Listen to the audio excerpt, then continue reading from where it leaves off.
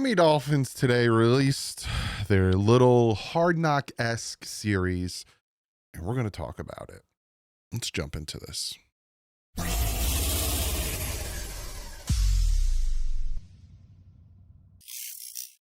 What is up, Fin fans? 2 videos today. This is a late one. I'm recording this at 11. Probably be out around 11:15. I finally got to sit down and watch Under the Sun episode 1, behind the scenes of Miami Dolphins training camp, preseason, and team activities. And I'm going to give you my thoughts and opinions on that. I'm also going to do it for every episode because I love Hard Knocks, and obviously this is kind of like a Hard Knocks-esque situation, and I am going to talk about that, my thoughts on all that stuff. But real quick, like I talked about earlier today, I'm going to talk about right now real quick. Sleeper, go check them out. I have the Pick'em League. I don't know how many of you guys have joined the Pick'em League. I'm going to check right now as I'm talking. Obviously, the ESPN one is still up, but I have the one on the league, and whoa, you are fantastic. 70 of you guys join the league. You can see me at the top. 70. Go check it out, the Pick'em League. This is what it looks like. You will see tomorrow in my picks. I'm going to show you how to do this. You guys are crazy. Again, it's free. Go check it out. Click the link in the description and join, and also use the code DDW. You get 100% matched up to $100. Wow, a lot of you guys joined already. Good on you. Thanks for joining. It's going to be fun. It's going to be a lot of fun. You can do it from your phone. It's going to be fun. So, Under the Sun. This is like a Hard Knocks style YouTube episode. Now, this first episode is only 23 minutes. I like that they break it down. So we're going to talk about each little segment. I don't think it's going to be as intrusive as Hard Knocks is, with the big media and all that stuff. I think it's going to be more intimate, and I don't think it's going to distract the team as much as Hard Knocks does, because again, Hard Knocks is this big HBO production, whereas this is just the social media department of the Miami Dolphins, and they're always there. They're always taking pictures. They're always taking video. We see it on Twitter and all that stuff. Shout out to the social media guys. They do hard work, and we appreciate the heck out of you guys. If you are watching this, I appreciate the crap out of all of you. I love this episode. So let's jump into it. Starts off with Tua Tagovailoa heading to work. Well, it shows the end of the season, then it shows the kind of schedule and the list of, the draft, yada, yada, blah, blah, blah. But first person we meet, Tua Tagovailoa. He drops the adversity line, right? Drops that out there. He talks about this is a player-led team now. It's going to be a little bit different. The D is holding the O accountable. The O is holding the D accountable. All that stuff. This man, and if you watch it, again, go watch the episode. It is dark when he is leaving his house. 5:45. He said between 5:15 and 5:45, he is heading to the facility. When he pulls into the facility and they show him walking into the facility, it is still dark outside. So I know when the players came in for the start of training camp and all that stuff, everyone's like, oh, you don't see Tua video. You don't see Tua in the video. That is because the man is there at 5:45, 6 o'clock in the morning before anyone is there. Like, holy moly, is he there early. They show the facility, right? And Tua talks about, he's there at 5:45. You got stuff you do. You got film breakdown. You got meetings. That's cool that they show like each team's meetings, whether it's quarterbacks, wide receivers. They have a thing that slides over that says in progress, so you can't disturb them. Then they go through practice. They showed the facility, which is beautiful. Like, honestly, like, there's a reason we got an A+ rating with our team and everything. Absolutely beautiful.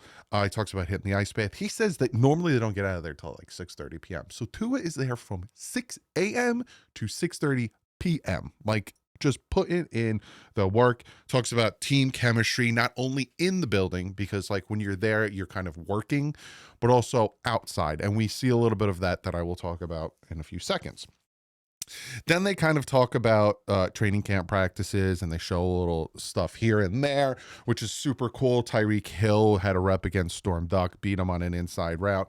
Then he kind of chatted to him. He's like, look, this is what training camp's about. You're going to get beat. I'm probably going to get beat. It happens. You learn from it. You move on, which I really like seeing. Again, if you watch me and Taron Armstead talk, he talked about how Tyreek Hill is kind of taking a different approach to how he's taking it. Players talking about practicing in the heat, how it's something else you have to account for. Aaron Brewer's talking about, like, if you're not taking care of your body, if you're not taking care of yourself physically when you practice in this type of heat, it will burn you out. And when I was down there for the 2 days, August 20th and 21st, it was hot. And I was up in the stands with the big ass fans. It's literally what they're called. And I was like, whew, it's hot. So imagine on the field in the sun, ridiculous. Brooks talks about the team chemistry and how he looked at championship teams, not only in the NFL, but the MLB, NHL, all that stuff, and how they had team chemistry. Like, this seems to be a very big talking point. Obviously, this year is the team chemistry. Then they showed the fans, which was really cool. They showed all you guys there. They showed Lisa. They showed Big E. Showed Tua coming up, signing autographs, all that cool stuff. Showed the orange jersey of the day, all the people who won it, which I thought was really, really cool. They showed Zack Sieler's contract signing and him talking about it. He had his little kid there, which I thought was super cool. Talked about where he came from, how he was a 7th round pick that got cut, and how this just kind of shows, and he wants to show people that hard work pays off. Like, I honestly never thought he was going to hold out, and this just backs that the whole thought process that I had, because he is just such a cool, down-to-earth person, and you just hearing him talk about his child and how, all this stuff he went through is just amazing. Then they showed the players with their families and the coaches with their kids and stuff, which was really cool to see. Tyreek Hill with his kid and Tua with his, and everyone playing on the field and stuff. And you got to take a step back. And me and Taron Armstead talked about this. I keep dropping his name like he's my best friend. He kind of is. I think me and Taron Armstead became best friends. And how they're human beings, right? Like, I made a comment about how much money we could save cutting Bradley Chubb, and he blocked me. And that is a very human reaction. Like Taron Armstead said, I would have done the same thing.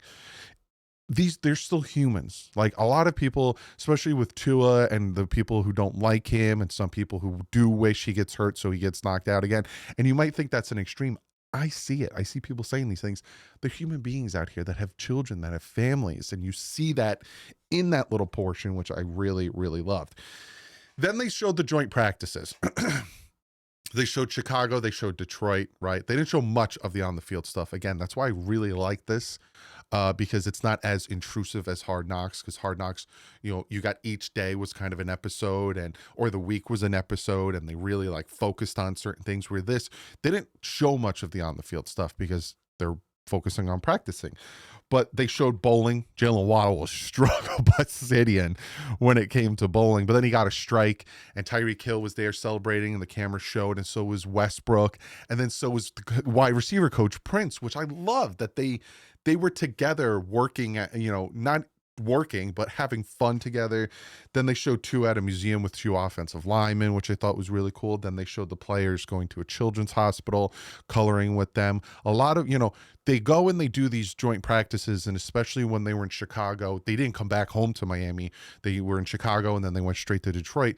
They showed, again, the type of human beings these people are, and how, yeah, they, took personal days, but they also took time out of their day to go and help people and visit children that are sick. And it was just really, really, really cool to see. Then they showed Willie Gay Jr. and KJ Britt doing film study, kind of breaking down the film and talking. They talked about how fun they have with each other, the communication that they have with each other, how they know what the other one's going to do without even saying it. And they even show in a film breakdown how they both kind of shifted to their left. He was like, I knew that you were hit this gap, I'm going to hit this gap type of situation. They've known each other for 10 years.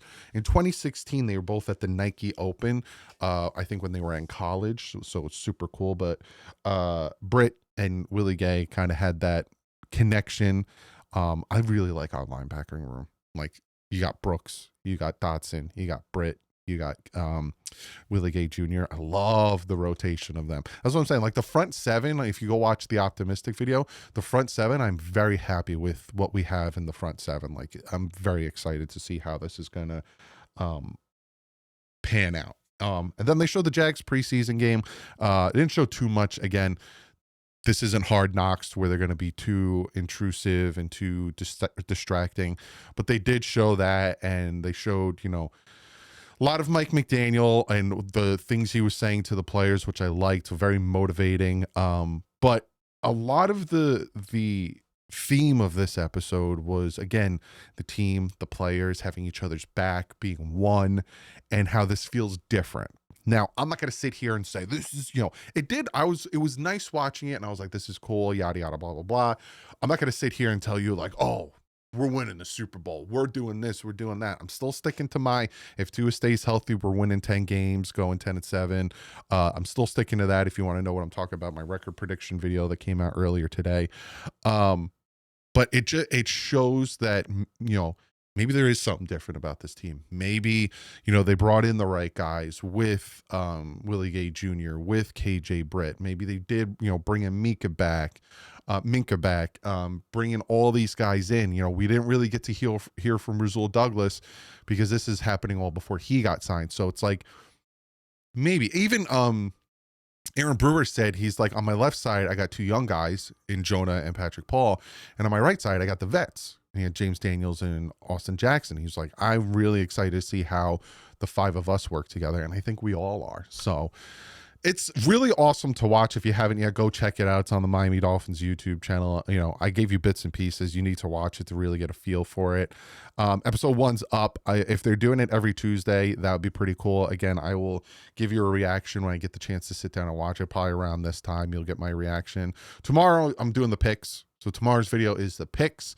Thursday, I don't know what I'm doing Thursday. I might breathe because holy moly, is this week been a whirlwind. Got a lot of stuff going on. Then Friday we're previewing it. And then Saturday again, I might breathe again. And then Sunday I will see you 1:00. Me and my dad sitting here. Year 8, I think, of me doing this now. And another year, hopefully this team can do something. But other than that, I will see you tomorrow with my picks. Shout out to the people who joined Sleeper and joined the Pick'em League. Again, the link will be in the description under the link to get, the app. So if you're like, hey, which link? There'll be a big link kind of with the promo code. And then under it, I'll put Pick'em with the link. Click on it and join if you'd like. You don't have to. But other than that, I'll see you tomorrow. Like usual, stay classy. My friends out.